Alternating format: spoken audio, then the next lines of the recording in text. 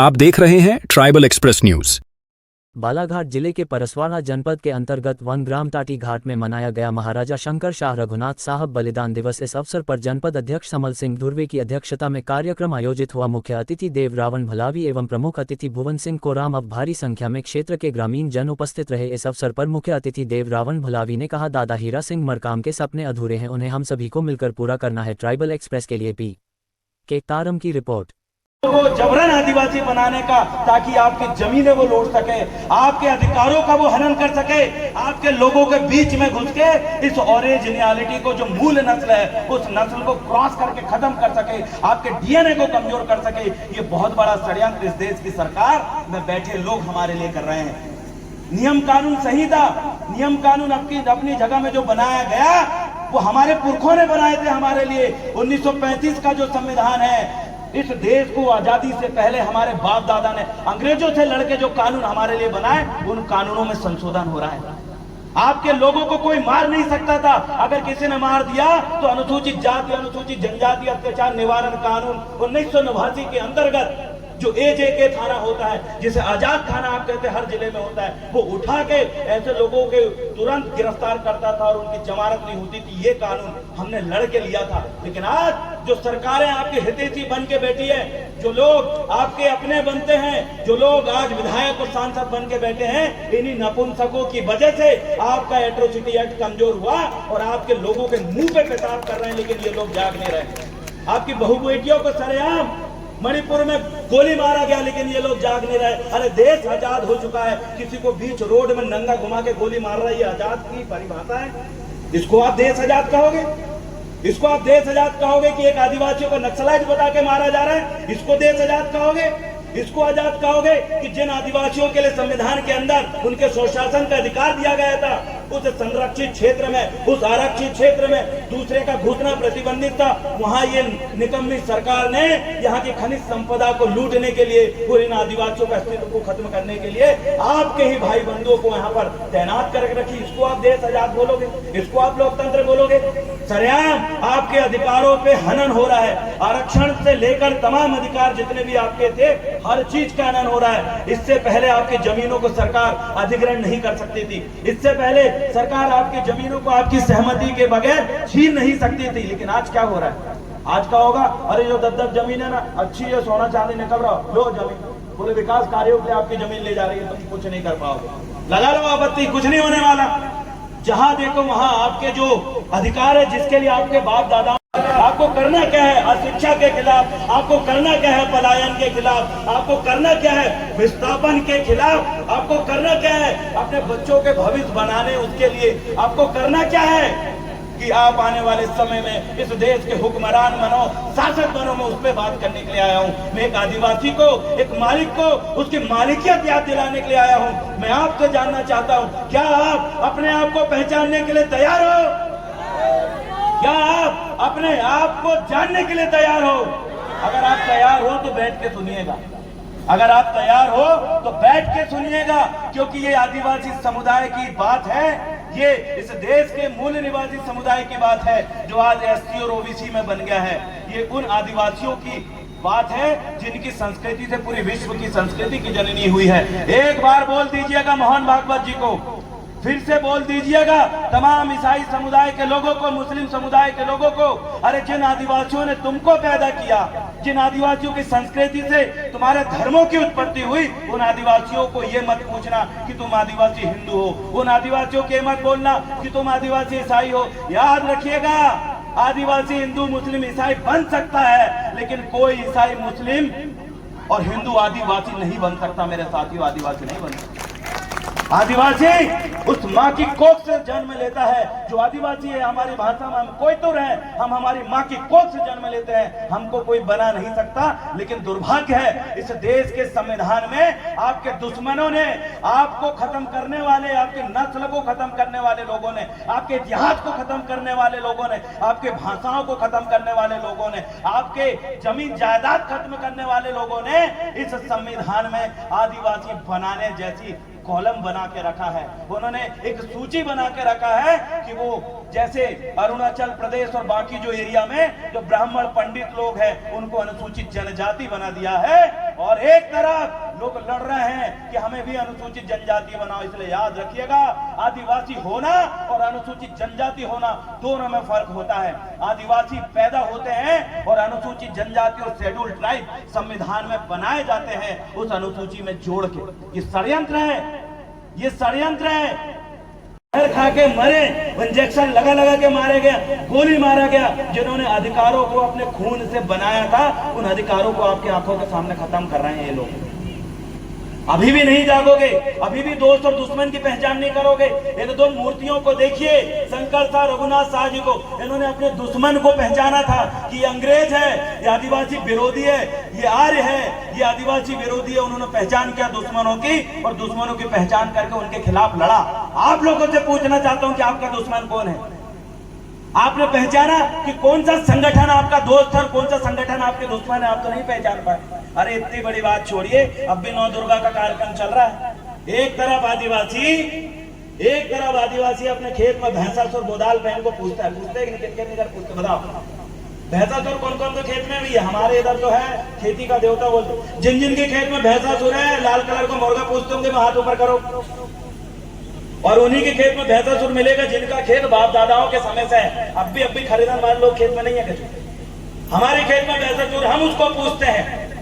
एक तरफ मेरे ये लोग उस भैंसासुर को पूजते हैं, खेती का देवता मानते हैं। फसल आने से पहले जो नवा खाते हैं उसके चरणों में रखते हैं, उसको नमन करते हैं कि ये भैंसासुर तेरी वजह से हम ये खेती कर रहे हैं, तूने इसकी खोज करी, इन फसलों को, जंगली फसलों को तूने देसी फसल बनाया, हम तुझे नमन करते मेरे महान पुरखा। उनको ये बोल के आप उनके चरणों में पहला अनाज रखते हो, उसके बाद दूसरा अनाज अपने पेट में डालते हो। एक तरफ उस भैंसासुर को पूज रहे हो और दूसरी तरफ नौ दुर्गा का उपास रह रहे हो। पहले तय कर लो कि तुम्हारा कौन उनका कौन, पहले तय कर लीजिए। या तो महिषासुर को पूजिए या तो दुर्गा जी को पूजिए।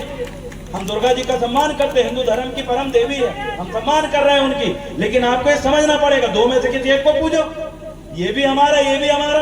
पंडित जी को हमने बोले कि हमारा मुठुआ बाबा के सामने माथा टेको, बोले जो मुठुआ का हो तो उनको चलो वो सब छोड़ो, एक काम करो। मैंने बोला हमारे रूपलंग पहाड़ी पारी कुमार लिंगों के सामने माथा टेको। बोलिए क्या होता, हम क्यों टेके? मैंने उनको बोला चलो ये भी मत करो, आप हमारे गांव का मेढ़ों के सामने माथा टेकिए, खंडराई के सामने माथा टेकिए। बोले नहीं टेकते। क्यों? बोले वो तुम्हारा है। आपके दुश्मनों को, दूसरे लोगों को पता है कि ये इनका है और ये मेरा है, लेकिन आपको तो अपने पुरखों की पहचान नहीं है। दूसरे के बाप दादाओं की जय करते हो और अपने बाप दादाओं को लात मारते हो। अरे और महापुरुष से सीखिए जिन्होंने आज के लिए 5वीं अनुसूची जैसे ऐसा क्षेत्र बना है जिसको प्रतिबंधित क्षेत्र कहा जाता है, जिसके अंदर न तुम्हारी फोर्स घुस सकती है, न नेता घुस सकता है, न अधिकारी घुस सकता बिना आपकी मर्जी के बगैर। मैं उस आदिवासी, उस मालक की बात कर रहा हूँ, मैं उस आदिवासी की बात कर रहा हूँ जिनकी माताओं बहनों के लिए और जिनके बच्चों के लिए शिक्षा में कई प्रकार से विभागों ने आरक्षण देकर रखे हैं और कई प्रकार के नियम कानून बने। मैं उस आदिवासी की बात कर रहा हूं जिनको अगर कोई मार दे तो उनके ऊपर एट्रोसिटी एक्ट जैसी कार्रवाई होती है। मैं उन आदिवासी की बात कर रहा हूं जिनको कोई गैर आदिवासी अगर हत्या कर दे तो उनके परिवार के लोगों को 8 लाख रुपए मुआवजा मिलता है और एक सदस्य को सरकारी नौकरी मिलती है। मैं उन आदिवासी की बात कर रहा हूं जिनके पुरखों ने इस देश में 1750 साल राज किया। मैं उन आदिवासी की बात कर रहा हूं, मैं उन आदिवासी की बात कर रहा हूं जिनके पुरखों ने कभी दुश्मनों के सामने घुटने नहीं टेके, लड़ लिए, खून बहा दिए, लेकिन कभी पीछे नहीं हटे। मैं उन आदिवासी की बात कर रहा हूं जिनके पुरखाओं ने इस भूखंड में, इस धरती में, इस भारत गणतंत्र में सोने के सिक्के चलाए हैं। मैं उन आदिवासियों की बात कर रहा हूं जिनके हर जिले में आप जाओ तो किला महल गढ़ी उनकी विरासतें चीख चीख के कह रही है कि तुम इस देश के शासक हो। मैं उन आदिवासियों की बात कर रहा हूं जिन्होंने इस भारत गणतंत्र को बनाने के लिए 258 से ज्यादा रियासतें दिए, उसके बाद ये भारत गणतंत्र बना, ये भारत देश बना। मैं उन आदिवासियों की बात कर रहा हूं, मैं उन आदिवासियों की बात कर रहा हूं जिनके पुरखों ने प्रकृति के ज्ञान से पूरी दुनिया को संदेश दिया। मैं उन आदिवासी की बात कर रहा हूं जिन आदिवासियों की संस्कृति से, हिंदू धर्म से लेकर सनातन धर्म से लेकर ईसाई मुस्लिम सभी धर्मों की उत्पत्ति जिन आदिवासियों की संस्कृति से हुई है। मैं उन मूल मालिकों से बात कर रहा हूं, मैं उन बेवकूफों से बात नहीं कर रहा हूं जो तुमको जबरन भटकाने और घेर के बैठे हैं भेड़ों की तरह। अरे अपने आप की पहचान को समझिए। आज आपका ये भाई आपको जगाने आया है, आपको ये बताने आया है कि आपको करना क्या है। का नाम भोजपाल रख रहे हैं। आप पहचानिए, आपके बाप दादाओं के बताए हुए शहर का नाम बदल रहे हैं ये लोग। आप नहीं समझे, आप ही ने बनाए हैं, आप ही ने ऐसे लोगों को उनको सत्ता सौंप दी है, ऐसे लोगों को अपनी भविष्य की बागडोर सौंप दी है जो तुमको कुआं में ढकल के और पत्थर बांध के मारना चाहते हैं। आप अभी भी नहीं समझोगे तो क्या करोगे? पहली चीजें, आज आप शपथ लेके जाएंगे कि दोस्त और दुश्मन की पहचान करेंगे। तैयार हैं आप? तैयार हैं आप? तो समाज तैयार होने की पहली सीढ़ी ये है। दूसरी सीढ़ी समाज तैयार करने की क्या है? समाज में एकता कब आएगी? याद रखिएगा, आपके धान के खेत हमने देखे हैं। धान के खेत को सीधा जाके आप धान रोपते नहीं हो, पहले उस खेत को तैयार करते हो, उसमें पानी की पर्याप्त बंदोबस्त और व्यवस्था करते हो, उसके बाद ही उसमें आप धान रोपने का काम करते हो। जिस तरीके से आपने खेत को तैयार किया उसके बाद धान रोपा, वैसे ही आपको जैसे खेत को तैयार करने में आपने मेहनत लगाया, वैसे ही समाज को तैयार करने में मेहनत लगाई है। कैसे तैयार करोगे? समाज को विचारवान बनाइए। कैसे विचारवान बनाओगे? उसके संस्कृति के बारे में, इतिहास के बारे में, उसके ऊपर होने वाले आक्रमण, अतिक्रमण, अत्याचार, बलात्कार, आर्थिक, शैक्षणिक सब विषय में चर्चा करिए। जिस दिन आप छोटी छोटी टोली बना के, जैसे अभी यहाँ पर महापंचायत वाले लोग कर रहे थे, वैसे टोली बनाकर गांव गांव ऐसे 20-25 लोगों को तैयार करें जो अलग अलग गांव में एक ही दिन 20-20, 25-25 गांव में चर्चा कर सके। इससे समाज तैयार होगी, विचार आएंगे, सवाल आएंगे। कई लोग बोलेंगे का है रे गुणवाना, का कल्ला दादा हीरा सिंह मरकाम ने वो नहीं तो गुणवाना बर्बाद करे हैं। सवाल करते हैं ना, आपको जवाब पता नहीं है। क्यों? क्योंकि आपकी समाज तैयार नहीं है। जिस दिन समाज तैयार होगी, क्या जवाब देंगे ऐसे लोगों को जो दादा हीरा सिंह मरकाम जी को गाली देते हैं? उनको जवाब देंगे कि अगर दादा हीरा सिंह मरकाम जी नहीं होते तो जो गुंडवाना का पीला गमछा और आप जो पीला गमछा डाल रहे हो, जैसे वो बोल रहे हैं वो बोल नहीं पाते। दादा हीरा सिंह मरकाम नहीं होते तो आज गुंडवाना के जिन महापुरुषों के आगे ये बड़े बड़ी पार्टी वाले लोग माथा टेक रहे हैं, इससे पहले क्या ये मर गए थे? देश आजादी के समय 1857 में ही महापुरुष खत्म हो गए। देश आजाद और संविधान लागू 1950 के बाद। 1950 के बाद जो सरकार आई वो सरकार कांग्रेस की थी। उनको इन महापुरुषों को किताबों में जगह देना चाहिए था, नहीं दिया। आपकी जनगणना कॉलम जो जिसके धार्मिक रिलीजियस कॉलम आप कहो, पहचान कॉलम कहो, देश आजादी के पहले थी, देश आजादी के बाद हटा दिए। कुत्ता इन्होंने मुझे बोलना सिखाया, ये मुझे चराने साथ में लेके जाते हैं झुंड में, ये मेरे अपने हैं। एक व्यक्ति दूसरा शेर उसको कहता है नहीं नहीं ये तेरे अपने नहीं है, तो बोले ये तू कैसे बोल रहा है? वो बोलता है नहीं ये तेरे अपने नहीं है। नहीं, बोले ये मेरे अपने ही है।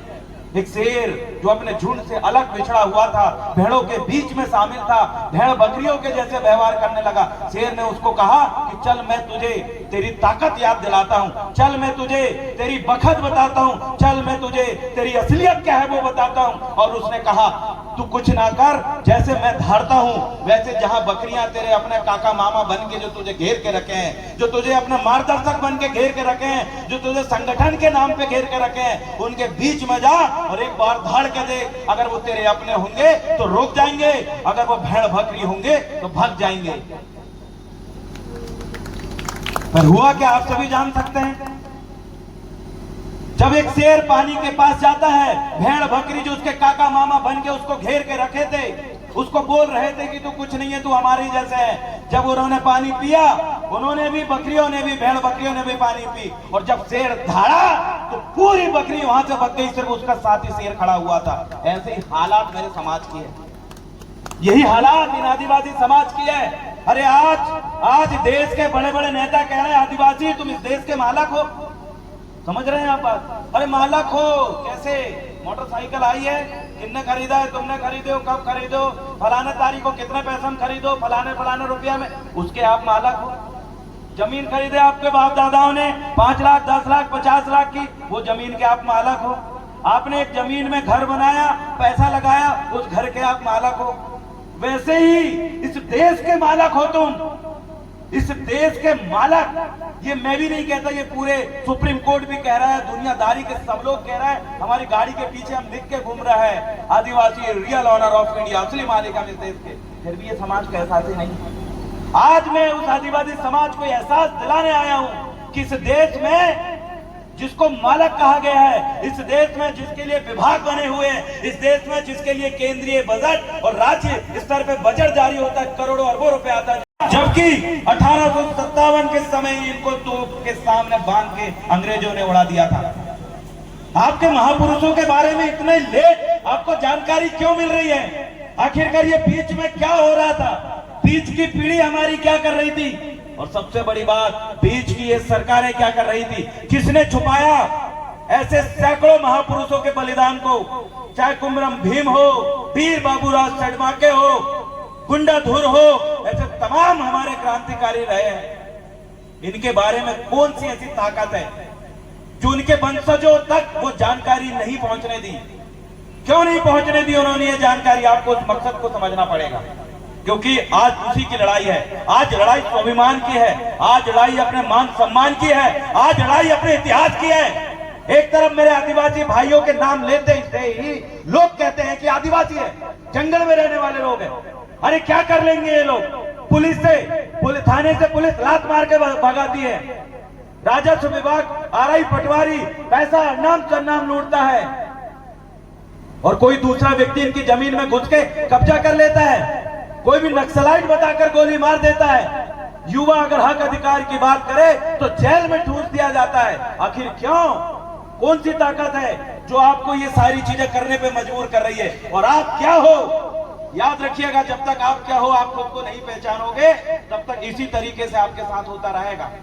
मुझे जब जब ये आदिवासी समाज की तरफ देख के मुझे ये लगता है कि एक भेड़ों के झुंड में एक शेर बैठा हुआ है, और वो शेर जब भेड़ों के साथ लंबे समय तक रहेगा तो वो भी उनकी तरह घास कुतरने लगेगा, वही उनकी तरह मिमियाने लगेगा।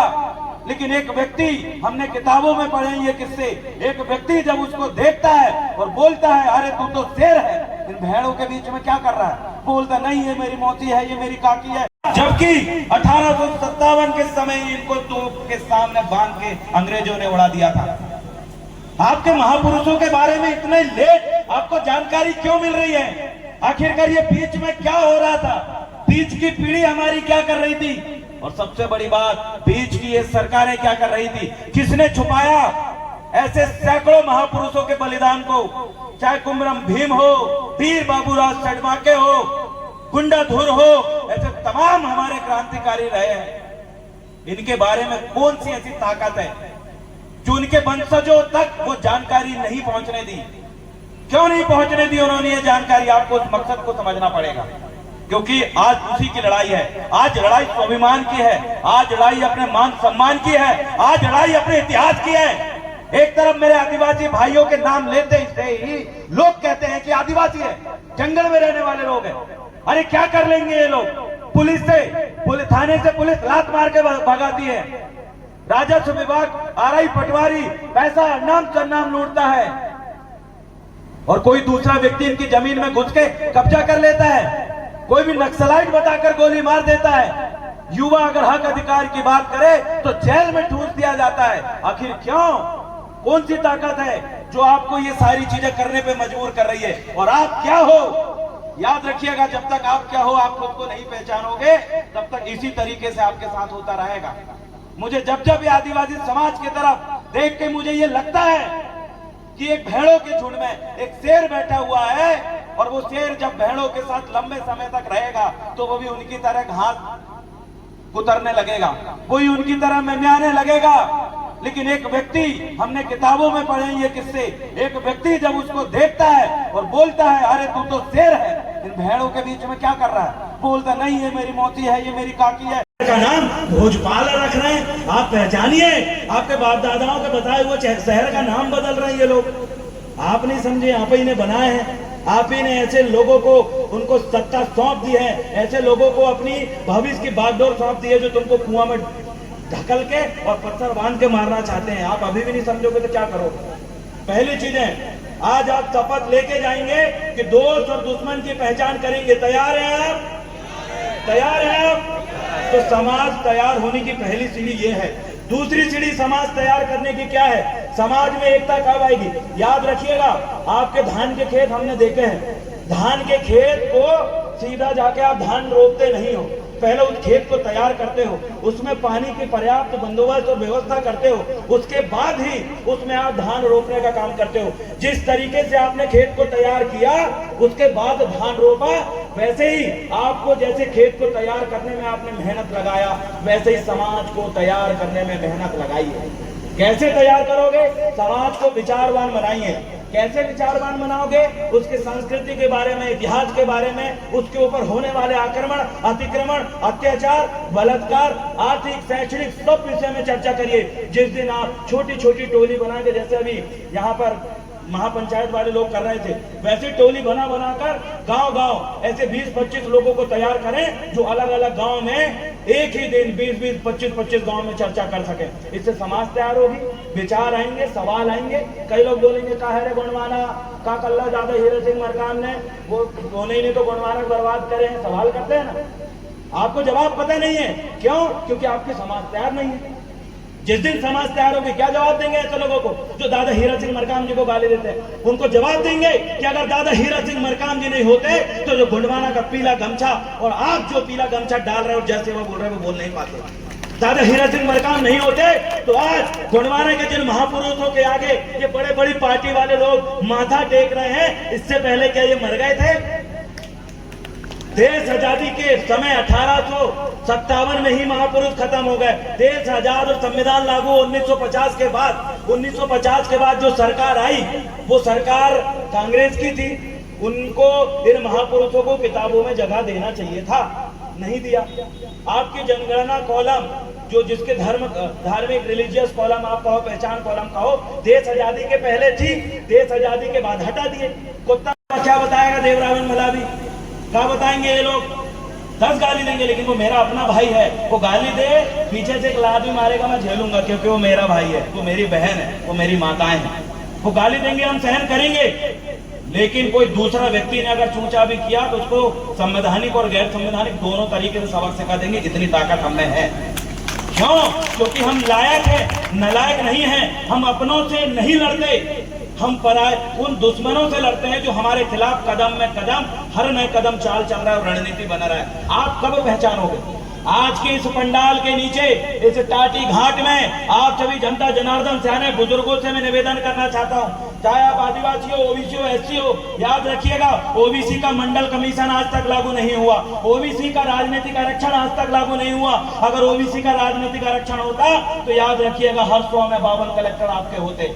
अगर ओबीसी का राजनीतिक आरक्षण अगर होता तो राजनीति में 100 में से 52 विधायक आपके होते। लेकिन यहाँ ओबीसी के भी हक मान लिया गया, यहाँ एससी को तो छुआछूत के नाम पे आज भी डराया जाता है और आदिवासियों को तो चुन चुन के मारा जाता है। ये हो रहा है। आप मूल निवासी समुदाय ये तय करिए कि आपका दोस्त कौन है और आपका दुश्मन कौन है। अगर आप ये तय नहीं करोगे तो आपस में ही लड़ते रहोगे, आपस में ही टांग खड़ी करते रहोगे। अभी हम दोपहर में चर्चा कर रहे थे, मेरे एक दोस्त एक साथी ने कहा कि हमारे गोंडवाना के कुछ लोग आ गए और कुछ लोग चले गए। तो मैं आपसे कहना चाहता हूँ, ये समाज बड़ी है कि नेता बड़ा है? बताइए मुझे। समाज बड़ी है कि नेता बड़ा है? समाज। एक देवरावन चले जाएगा तो 10 देवरावन समाज खड़ी कर सकती है कि नहीं? मुझे बताइए, कर सकती है कि नहीं? तो 10 दरबू दादा खड़े क्यों नहीं किए आप लोगों ने? 10 दरबू सिंह दादा खड़े क्यों नहीं किए? दरबू दादा को ये समाज ने बनाई थी, क्या ये समाज 4 और दरबू दादा नहीं बना सकती? अब नहीं बनाओगे, दूसरे बोलेंगे दरबू दादा तुमसे नाराज हो गए, उधर चले गए हैं, तुम्हारे बच्चों में मालूम ने सुन रहे हैं। एक दरबू दादा हमने बनाए थे, 4 और दरबू दादा बनाएंगे।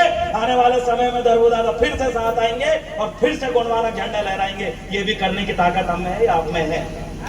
ये समाज गंगा है, ये किसी से कमजोर नहीं है। ये समाज मेरे जैसे कई लड़के को तैयार करी है, आगे भी करती रहेगी। लेकिन आपको ये तय करना है कि ये समाज का निर्माण आपको करना है।